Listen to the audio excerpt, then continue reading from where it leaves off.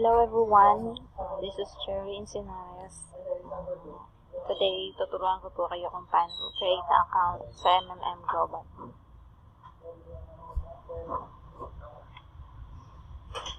First to do is get the link of your referee. So, kukunin nyo yung referral link ng kung sino man po ang nag-invite sa inyo. Then, click the link para mag-open po yung website kung saan po kayo mag-sign out. Ito po yung makikita nyong picture pag na-click nyo na yung link. Then, click lang tong registration, upper right side.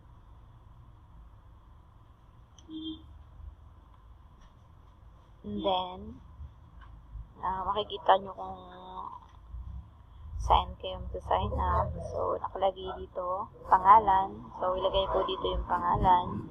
And then, email address. So, Gmail or Yahoo Mail. Pwede. And then, number nyo. And then, hujat or password. Then, confirm password. Next. Example, pangalan, heartmonte@yahoo.com, then number, hindi po pwedeng surname 30. Dapat may +63. +63 90930. Yun po ang tamang number na isusulat dito. Then, password. Tapos, confirm yung password. And then, makikita dito kung sino yung pangalan na nag-invite sa inyo. Next. Ito yung email address ng yung leader. So, kahit hindi na kailangan, fill up pa nito. So, diretso na tayo sa paano mo nalaman ng tungkol sa MMM. So, click mo lang dito. May lalabas na ibang option dyan. So, kung dahil sa friend mo, kung ba't nalaman mo tong MMM, then click friends. Then, confirmation. So, kumpirmahin na hindi ka isang robot. So, itong number na to, isusulat mo dito sa box na to. Then, brush nyo lang pababa. Ayan. Example, 54815. So, pag mali yung na-type nyo dito, magre-refresh lang yan. I-refresh nyo lang po yan. Tapos, makikita nyo yung may nakasulat dyan na invalid or okay na yung number na na-enter nyo. Then, next, click lang po itong box na to. Pag nabasa nyo na lahat ng babala or mga rules ng MMM. Then, click registration to proceed the next step. Ayan. So, nakagawa na kayo ng account. Maligit na yung pagdating sa MMM. Then, try nyo nang mag-login dito sa upper right side. Click nyo lang to. Then, ito yung makikita nyo. So, may number dito. Enter CAPTCHA. So, enter nyo lang itong number na to, 99965. Then, login. Then, next, enter nyo yung email address nyo, and then password. Then, click login. Yan, example, ganito.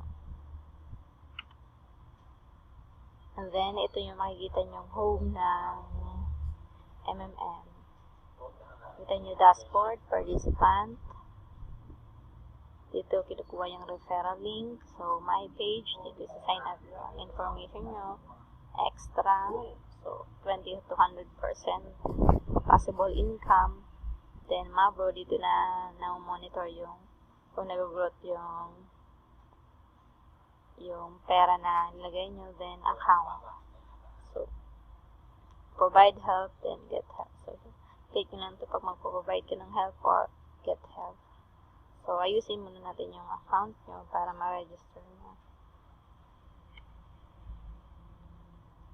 Next na gagawin, click lang tong account ay yung account. Yung my page pala, click nyo na tong my page. Then, ito yung lalabas. So, nakalagay dito in nickname in the system. So, lagay nyo yung nickname nyo. Then, last name. Then, fill upan nyo lang to lahat na nakalagay dito. kinakailangan. Then, dito naman, show nickname instead of phone name. Kung ayaw nyo ipakita yung full name nyo, click nyo lang to para yung nickname makikita nyo. Then, save nyo lang. Tapos, pag na-save na, pag na-fill nyo na itong lahat, then, save. So, kung may same na nickname kayo, may kapareha kayong nickname na ilagay, lalabas siya na may information dyan na lalabas na may kapareha ko. So, kailangan yung baguhin yung nickname nyo para ma-save nyo yung information nyo.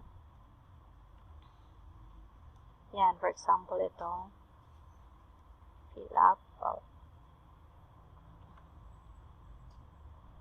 So, save nyo na yung account nyo. Then, punta naman po tayo dito sa participant. Click nyo yung participant.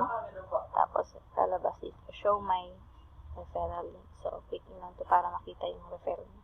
For example, may invite kayo. Ito yung ibibigay nyo na link para direct po siya sa inyo. So, ito yung lalabas. Ito yung kukunin nyo para makapag-sign up yung mga invites nyo. Copy nyo lang din, save nyo. Tapos, ibigay nyo sa kanila pag magsa-sign up na sila. Next naman, dito tayo sa account. Pag clinic nyo itong account na to, ito yung lalabas. Then, click lang yung add para ilagay dito yung wallet address nyo. Kung saan pag mag-get out kayo, doon ipapadala yung pera na pinidoro nyo. So, pag name ng add, lalabas yung brochure na to. So, account name, lalagay nyo lang dito may BTC, then sa baba, BTC. Then, dito nyo ilalagay yung wallet address nyo. Then, complete name. Then, save. So, example, my BTC. So, bank name, Bitcoin. And account number. So, ito yung wallet address. Then, pangalan. Then, save.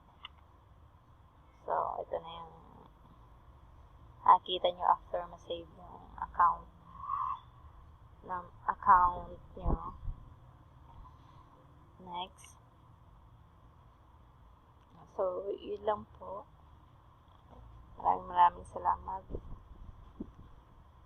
MMM Global Philippines. Together, we can change the world.